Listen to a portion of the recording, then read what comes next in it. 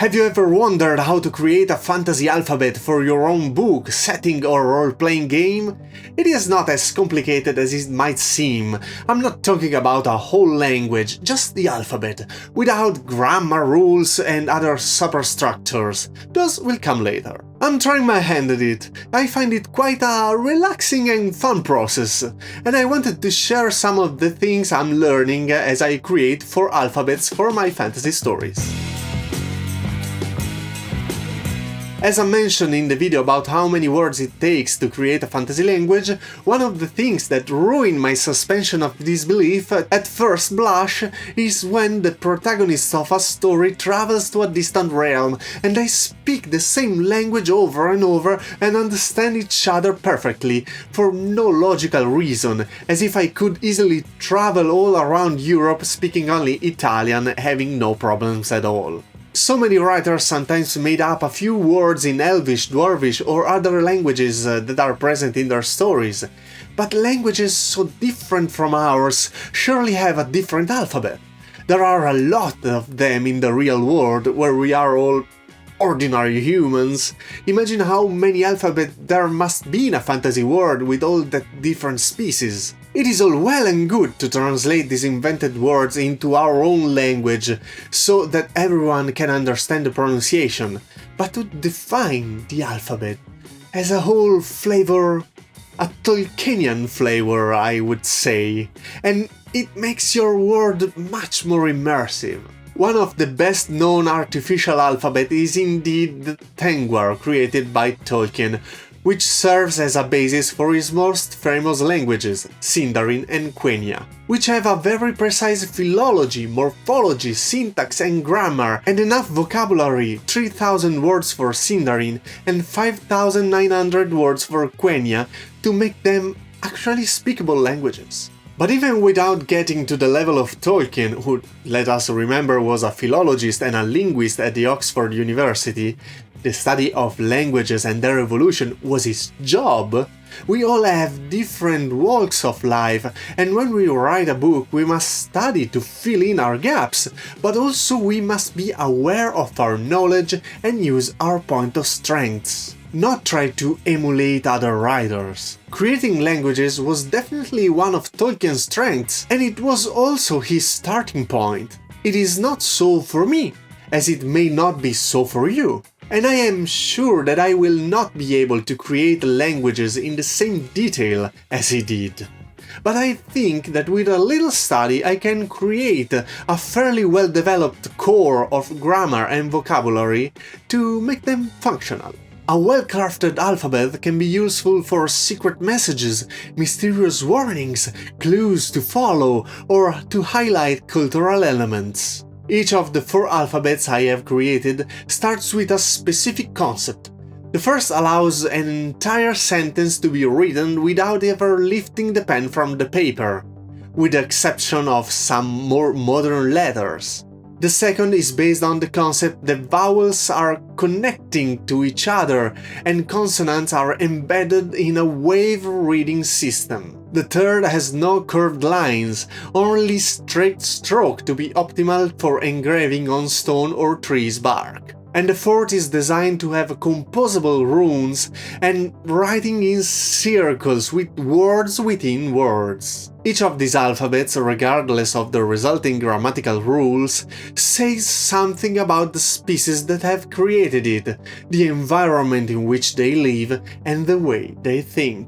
The first thing you will think of to create an alphabet is to take the Latin one and create a new symbol for each letter. You take it and make a copy with different symbols, and it's fine.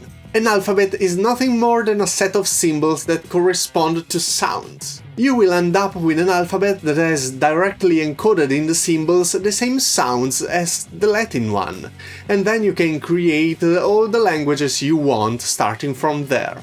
All the European languages and most of the world languages use that same alphabet, the Latin one, and look how different they are from each other. However, for your own enjoyment, I urge you not to stop at what you know and to the most familiar solutions. Latin, Greek, Arabic, Cyrillic are just the alphabets we find in Europe.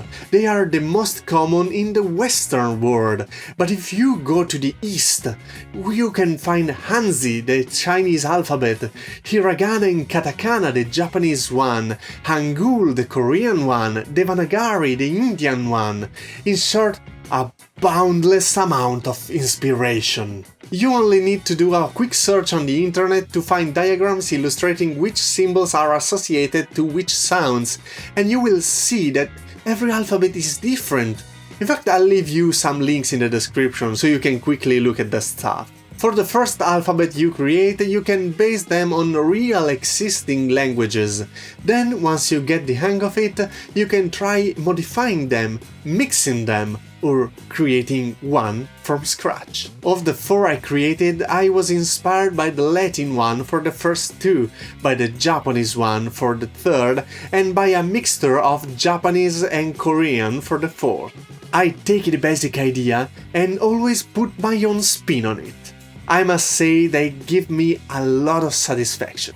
In order to create an alphabet, one needs to know what an alphabet actually is, and it is not such an obvious question, because although we all agree that an alphabet is a set of graphemes, the graphic signs, the letters, that corresponds to phonemes, the sounds, the term alphabet is generically used to refer to proper alphabets, to Abjad and to Abugida. The distinction is very simple and is based on the representations of vowels. Proper alphabets represent consonants and vowels as independent letters.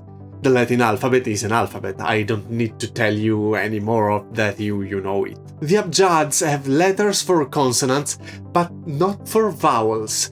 Vowels are left unwritten, and it is up to the reader to pronounce them without instructions. For example, the Arabic alphabet and the Hebrew alphabet.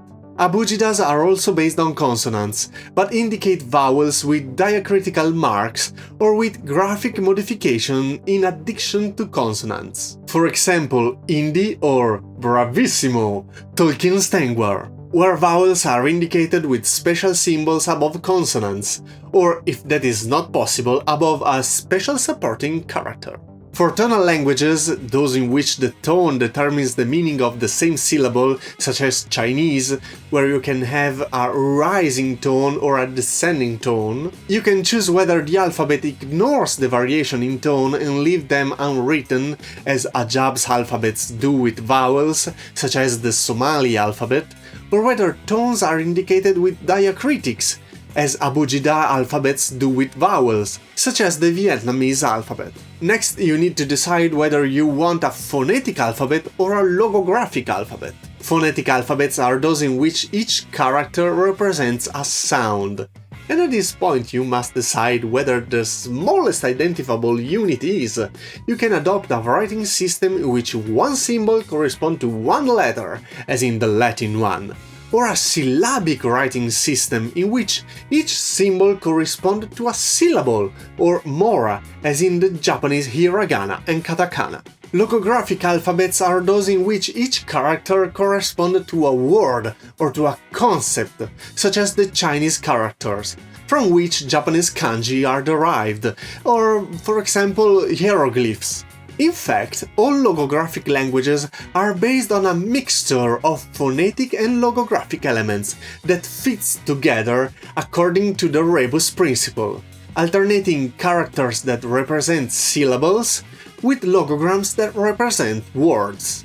And I'd say I'll stop here for now, because we are quickly reaching the limit of my current knowledge on the subject, and probably also the limit of what's necessary for a budding writer who aren't out to create actual languages like our dear old Tolkien.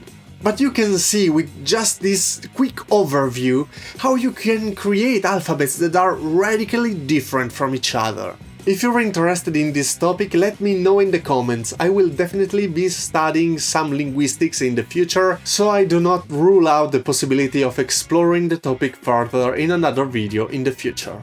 For now, as always, I want to thank everyone who has decided to support me on Patreon, and I remind you that if you like science fiction, you can read my novellas Odyssey to Trappist 1 and The Cult of the Endeavor on Amazon. You can find all the link you may need in the description, and I wish you a good reading, a good writing, and a good creation of alphabets. Bye!